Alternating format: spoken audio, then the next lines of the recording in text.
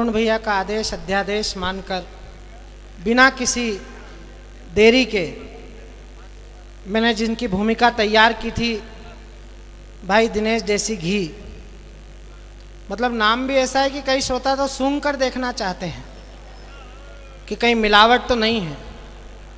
और बात बढ़िया कही आदरणीय सत्यनारायण जी ने कि पिछले इतने सालों में कितनी बार हमारी सेना ने घुसकर मारा।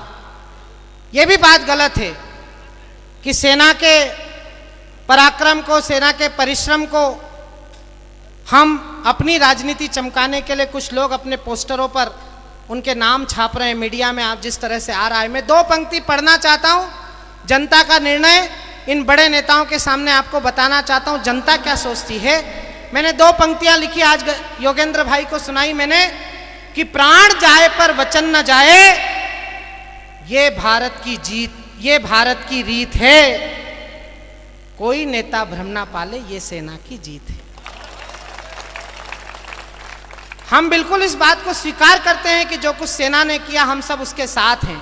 जो 1-2 नेता इधर उधर बोल रहे हैं, कोई ठीक बात नहीं, उनको पोलियो के टीके नहीं लगे हैं, उनको दवा ठीक समय पर नहीं पिलाई गई है, उनकी भी भाषा थोड़े दिन में ठीक हो जाएगी।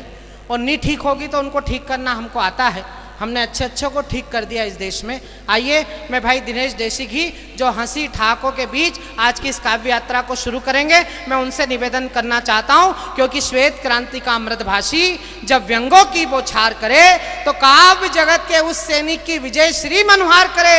आकर्षण आवाज से जो महफिल को सजा देता है, ये वो पौआ है जो बोतल का मजा देता है। जोरदार तालियां बजाइए भाई श्री दिनेश देसी घी। आप देखो कैसे लहरा के चल रहा है।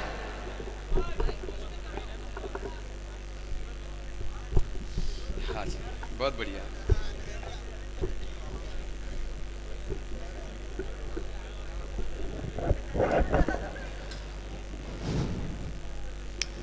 नमन करता हूं श्री रमेश जी पहलवान साहब को, मंच पर बैठे सब अतिथियों को और आप सभी महानुभावों को। मेरे बारे में भाई साहब बता रहे थे कोटे का कवि है, विकलांग कोटे का कवि है।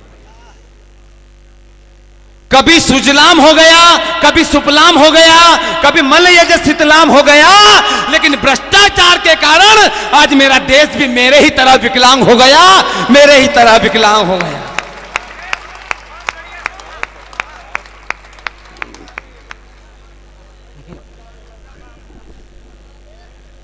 कहां ढूंढने जाएंगे देश को? मेरे को देख लो, देश को देख लो।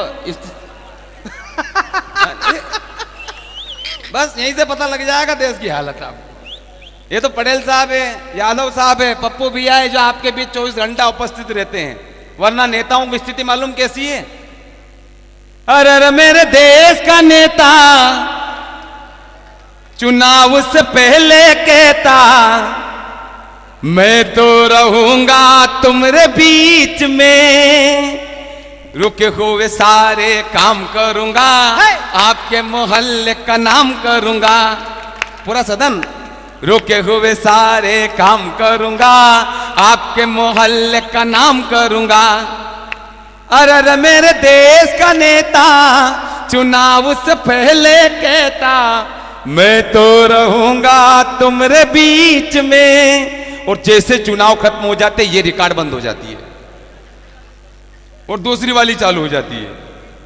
कौन सी वाली? अगर मैंने आपकी हृदय की बात कही हो शुरुआत में तो तालियों का महोत्सव खड़ा करना। चुनाव पहले ये और चुनाव बाद ये, तेरी गलियों में ना रखेंगे कदम।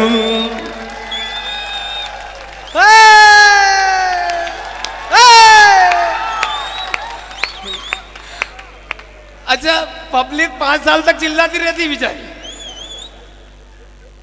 इनको जब भी मोबाइल लगा होगा तो मोबाइल से एक ही आवाज आती है कि जिस एयरटेल नंबर से आप संपर्क करना चाहते हैं उनका मोबाइल अभी बंद है।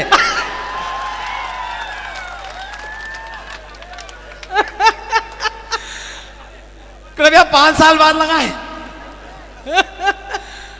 अच्छा पप्पू भैया, पब्लिक भी चिल्लाती रहती 5 साल तक, कब आओगे, कब आओगे, वादे किए वो निभाओगे, तुम कब आओगे। देर न हो जाए कहीं, देर न हो जाए, देर न हो जाए कहीं, देर न हो जाए।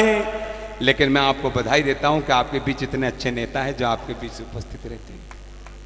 लीजिए, हाँ ये अपनी बात हो गई भाई साहब।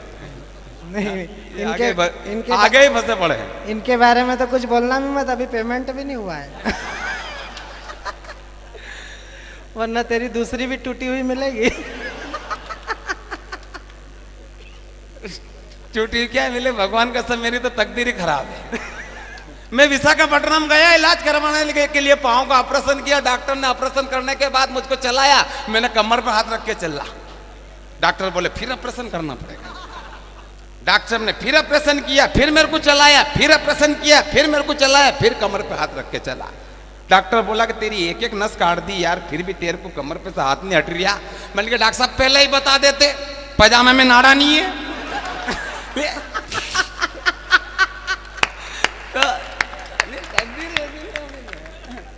लीजिए अपन अपनी बात करें। मैं आपके बीच आया हूं, काफी उम्मीद लेकर आया हूं। ऐसे मालवा के मंच बहुत कम मिलते हैं, आदरणीय आप जैसे श्रोता बहुत कम मिलते हैं। हम दुनिया भारत की यात्रा करते हैं, लेकिन आप जो मालवा का मुकाम है श्रोताओं में, वो हिंदुस्तान में कहीं भी नहीं है। मैं आपके बीच एक अपेक्षा लेकर आया हूं, अपने घर आंगन में खड़ा हूं मैं, कि कुछ नया ढंग हो, कुछ नई बात हो, जो हुआ ना कभी आज की रात हो। कहते हैं ना कि पूरी धरा भी साथ दे तो और बात है, तू जरा भी साथ दे तो और बात है। अरे चलने में तो एक पांव पर चल लेते हैं लोग, लेकिन दूसरा भी साथ दे तो और बात है, दूसरा भी साथ दे तो और बात है। तब मुझे कहीं लगा कि कुछ नया ढंग हो, कुछ नई बात हो, जो हुआ ना कभी आज की रात हो। और संभालना कि पाँव मेरे नहीं है तो क्या हो गया, दौड़ जाऊंगा अगर आपका साथ हो, दौड़ जाऊंगा अगर आपका साथ हो। बहुत बहुत धन्यवाद कि ताली बजाकर आपने मेरी अपेक्षाओं को पूरा किया। वरना मेरी स्थिति तो ऐसी है कि लोग मुझे देखकर मानते नहीं कि मैं कवि हूं, क्योंकि अपना चेची जी सपोर्ट नहीं करता। दूसरा नाम भी ढंग ढंग का नहीं, दिनेश देसी की भाई साहब बता रहे थे, बहुत बार तो बोलते रहते कि नाम बदल लो, नाम बदल लो, कोई ढंग का नाम रख लो। यहां तक कि मेरी पत्नी भी मुझसे कहती रहती कि तुम अपना नाम बदल लो, तुम अपना नाम बदल लो, वरना मैं अपने मायके चली जाऊंगी। एक दिन तो गुस्से में आकर मैंने पत्नी से कहा कि नाम में क्या रखा है, काम में दम होना चाहिए। वाह वाह, नाम में क्या रखा है, काम में दम होना चाहिए। दर्द सीने में हो तो आंखें नम होना चाहिए। और बेशक बेशक पाक और चीन से बातें करो मोदी जी, लेकिन दूसरे हाथ में परमाणु बम होना चाहिए, परमाणु बम होना चाहिए।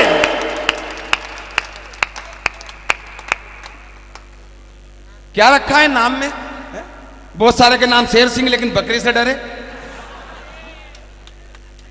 बहुत सारे बहादुर सिंह घर का पानी भरे।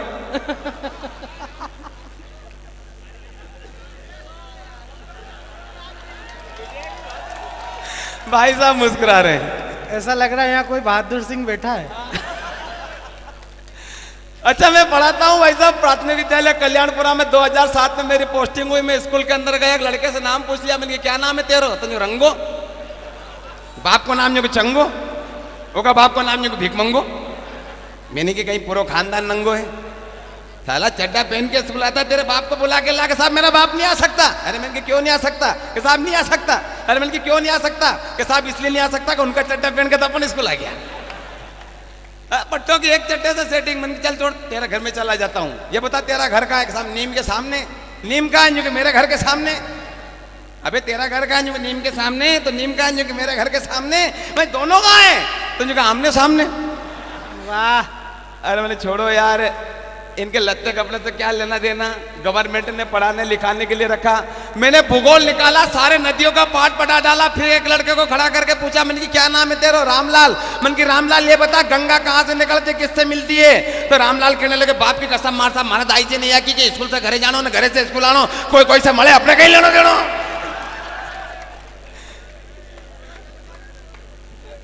दूसरा लड़का से पूछी, मना कर दियो। तीसरा तपाक पकड़ो, मार साहब मारे मालूम। मन के ऐसे लड़के देश का नाम रोशन करेंगे। चल बेटे बता पूरे क्लास को, गंगा कहाँ से निकलती, किससे मिलती है? तो लड़के कहने मौसा गंगा रात की 12 बजे के घर से निकले और शर्मा जी का छोरा से मले।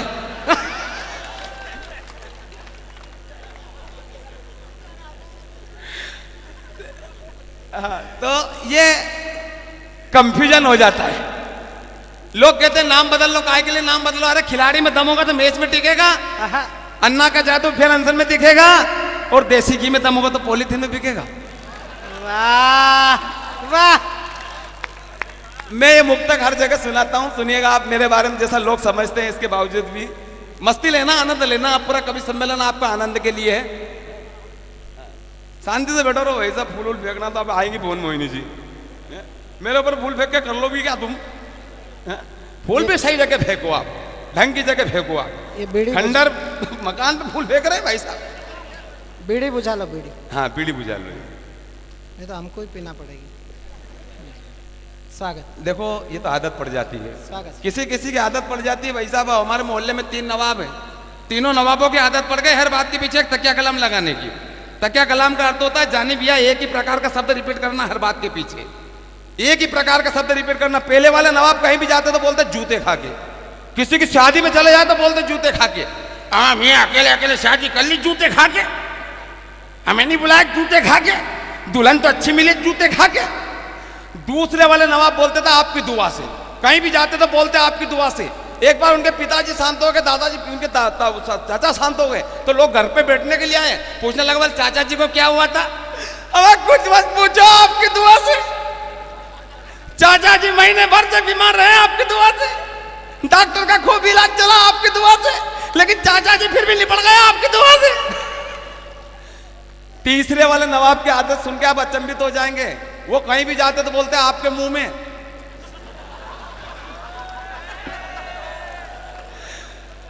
चुनाव बाद सरपंच साहब को पकड़ लिया, बोले क्या बात है सरपंच साहब आपके मुंह में? चुनाव पहले तो बड़े बड़े वादे करते थे आपके मुंह में, ये करवा देंगे आपके मुंह में, वो करवा देंगे आपके मुंह में, अब ये खरंजा उखड़ रहा है आपके मुंह में, ये गटर बदबू मार रही है आपके मुंह में। ये आदत पड़ गई। तो होता क्या, एक दिन चोरी हो जाती है, मजे लेना आप लाफ्टर के। एक दिन चोरी हो जाती है, और किनके यहाँ चोरी हो जाती है? जो आपकी दुआ से बोलने वाले उनके यहाँ चोरी हो जाती है। मैं एक बात आपसे शेयर करना चाहता हूं कि कुछ ही दिनों बाद ये लाफ्टर आप संभवतः अगर भगवती की कृपा हुई तो थोड़े दिन बाद टीवी पे देखेंगे आप। मैं एक प्रयोग कर रहा हूं सदन के बीच। स्वागत। तो जो नवाब थे आपकी दुआ से बोलने वाले उनके यहाँ चोरी हो जाती है। सुबह सुबह दरवाजे खटखटाए जूते खा के नहीं, हम यहाँ घर पे हो जूते खा के, हम कौन है आपकी दुआ से, हमें जूते खा के। बोले दरवाजा खुला है आपकी दुआ से। जैसे अंदर आए सारा सामान बिखरा पड़ा, हमें क्या हाल बना रखा है जूते खा के। हमें कुछ मत पूछो आपकी दुआ से, रात को चोर घुस गए आपकी दुआ से, मैंने तिजोरी में से माल निकाला आपकी दुआ से, और मैं बोला तो मुझे पटक पटक के मारा आपकी दुआ से। हमें घबराते क्यों जूते खा के?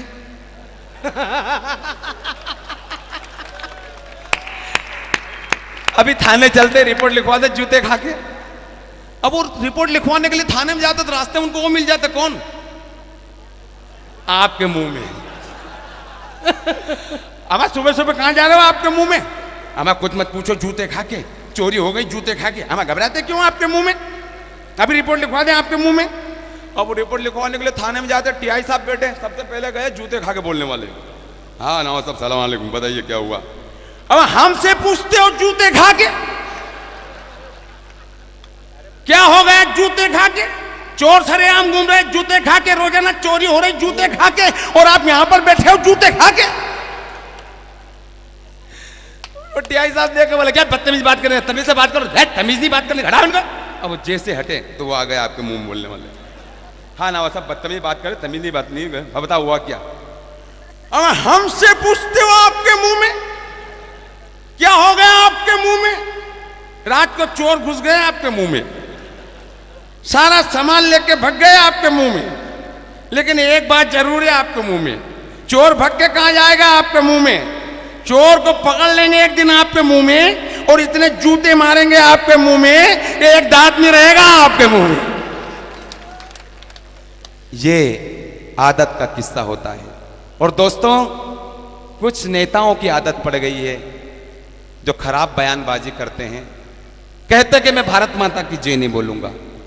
मत बोल भाई, तेरे एक के भारत माता की जय नहीं बोलने से 125 करोड़ भारतीयों पे कोई फर्क पड़ने वाला नहीं है। कई संस्कार नहीं मिले। बड़े मंच से मैं कहना चाहता हूं, मां की जय बोलने में परहेज है, भारत माता की जय बोलने में परहेज। प्रबुद्ध जन बैठे हैं, 4 पंक्तियां सदन में इसलिए पढ़ता हूं ताकि कुछ अच्छी बात कवि सम्मेलन के मंच से हो, हंसाने के लिए रात भर पड़ी है। स्वागत भाई। कुछ संस्कार की कमी रही होगी उनको। क्या होती है मां? अरे मां महात्मा और परमात्मा, मां महात्मा और परमात्मा, इन तीनों की महिमा न्यारी है, इन तीनों पर मां सब पे भारी है। वाह! ये मैंने नहीं, वेदों ने कहा है, हमें जन्म देने के लिए 9 महीने का कष्ट उस मां ने ही सहा है। क्या होती है मां? मां कविता लिख दूं इस बिगड़े हुए परिवेश पे। मैं कैसे कविता लिख दूं इस बिगड़े हुए परिवेश पे, माधुरी के केस पे या आजम खां की भेस पे। आजकल के गाने, आदमी कबड्डी खेल रहा जाने, तुलुक तुलुक धुम तुलुक तुलुक धुम तुलुक तुलुक धुनता था। राजा मियां इसकी यारी, उसकी चड्डी उसने फाड़ी, हो जाए तेरी बल्ले बल्ले। अब चड्डी फाड़ने में कहा कि बल्ले बल्ले।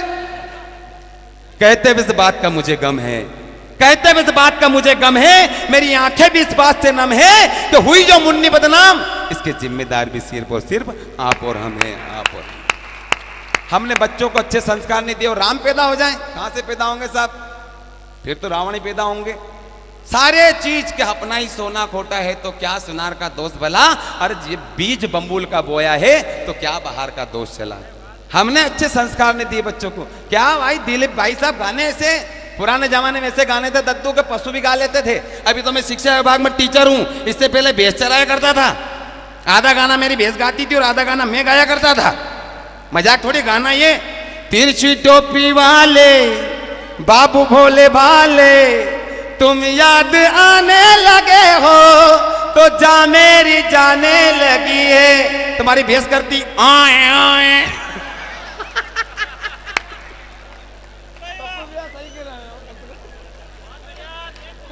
एक बार ताली बजा के बताओ यार।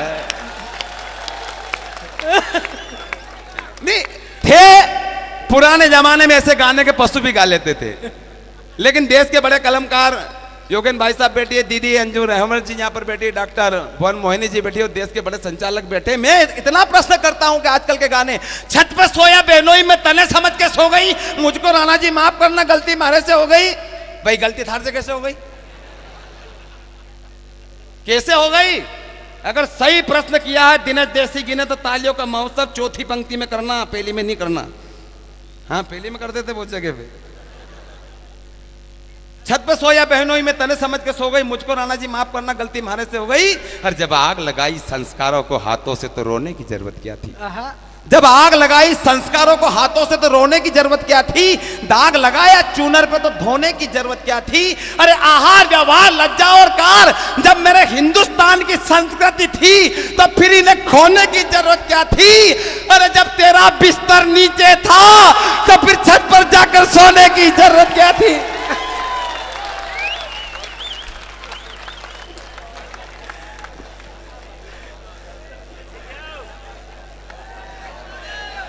ये वाह, लंगड़े का मार्केट ठीक चल रहा है।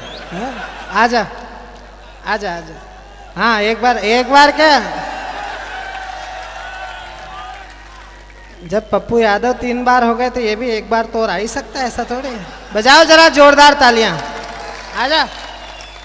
आज थोड़ा घबरा रहा है वो इतने बड़े नेताओं को देख के, वरना निष्ठा में इसका कोई रसातल नहीं है, कहाँ तक चला जाए। अरुण भैया की बात अलग है। देखो उनका प्रतिनिधित्व है, उनके अंदर व्यक्तित्व है, वो 3 बार कर सकते हैं। मैं विकलांग आदमी, मेरे से एक बार भी ढंग से नहीं हो। कवि सम्मेलन में खड़ा। अरे यार वो कोई भेंडिया समझता है बस ना। अरे तू तो बैठ जा, तेरे अंदर सस्ती वाली पी रखी तूने, कहाँ से खुली पिया है बेटा? कमाल के मूल्यांकन करता है। सस्ती वाली को पहचान गए भाई साहब? बहुत सस्ती पी रखी है। सब पहचानते हैं साहब। अच्छा देखो आपकी मस्ती के लिए देखो मुझे बोला गया था कि आप वो भाई साहब बता रहे थे कि वो वाली अरे, पढ़ना। ये जो चाय बांट रहे हैं इनसे मेरा निवेदन है कि मैं भी कवि सम्मेलन में आमंत्रित हूँ, मेरा भी पेमेंट होगा। ये सोच रहे हैं इसको अलग बिठा दिया तो क्या दूर से है क्या?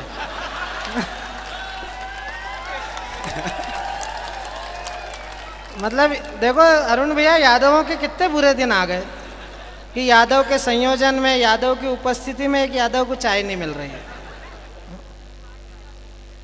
हालांकि चाय वाले को कुछ बोल भी नहीं सकते कब प्रधानमंत्री बन जाए।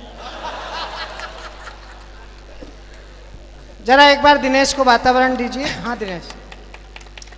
लीजिए साहब, आपने मुझे वादेसित किया और देखो क्या है यार, प्रेम मोहब्बत में यही चीज होती है और आपकी नजरों में प्यार मोहब्बत है, वरना मेरी स्थिति क्या होती? कहीं कांटों भरा जीवन बिता रहा होता, वाह। कहीं कांटों भरा जीवन बिता रहा होता, गमों के गीत वीरानों में गा रहा होता, और सहारा मिलता नहीं गर जो तेरी महफिल का, सहारा मिलता नहीं गर जो तेरी महफिल का, कहीं ठोकर में जमाने की खा रहा होता, वाह वाह। कहीं ठोकर में जमाने की खा रहा होता। बहुत बहुत धन्यवाद। कैसेट वाला सुना, कैसेट वाला। कैसेट वाला तो मैं सुनाऊंगा भगवान का समाज। हाँ सुनाना ही पड़ेगा। वो इसलिए सुनाऊंगा, मेरी लिंक तोड़ दी इन्होंने। अच्छा आपने देखा होगा, आपने देखा होगा कोई आदमी ठीक ठाक कर रहा है और कोई बीच में व्यवधान आ जाता तो मालूम कैसा होता है? वो पुराने जमाने में टेप रिकॉर्डर देखी आपने? पीके के पोस्टर में आमिर खान लेके खड़ा, उसको अगर बजाते न वोल्टेज ज्यादा कम हो जाता। भगवान कसम सही कह रहा हूँ, गणेश उत्सव नवरात्रि में हमारा गांव में इतने छोरे जोर से माइक बजाते कि 2-4 डोकरे नहीं पड़ जाते। घबरा के। सही कह रहा हूँ, लगा दी छोरों ने कैसेट। मूर्ति गणेश की अंदर दौलत देश की, लोगों देखो ध्यान से, पूछो इस पे मान से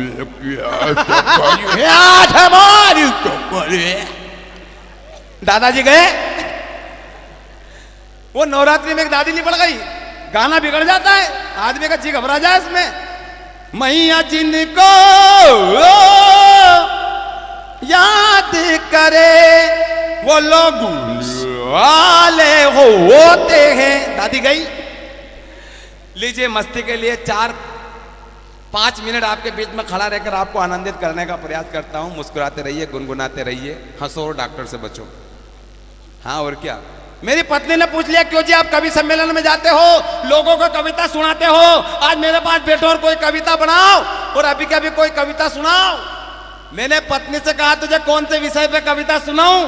तो मेरी पत्नी बोली, है जी बताओ। आदमी का अगर पूछ होती तो कसम मजो आतो, आदमी का अगर पूछ होती तो कसम मजो आतो, मैंने कि बांडी पूछ को मैंने परगाम नहीं जातो। अच्छा आदमी का पूछ होती ना, आप सम्मान करने के लिए कवियों का आता तो गला में हार नहीं पड़ा था, पूछड़ी पे हार पड़ा था। मैंने कि परगाम जाता तो लोग पूछ पे तेल लगाता, उन्हें मांगी लाल बा थोड़ी पूछड़ी पे ढंग से तेल लगा दे यार।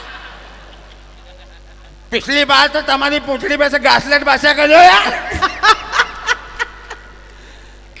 परगाम जाता तो लोग पूछ पे तेल लगाता, छोरा छोरी की जोड़ी भी पूछड़ी के आधार पर लगा था।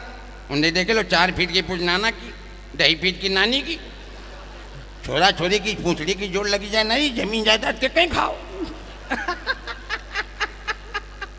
कदी कदी पहिया गाड़ी का पूंछ पे चढ़ी जाता, पूंछ का कारण लोग दरवाजा में अड़ी जाता, पूंछ का बाल कदी कदी पामना उनके गड़ी जाता। उन्हें की बेबा थोड़ा दूर खस को यार हमारी पूंछड़ी कच्ची गड़ी नहीं मारे।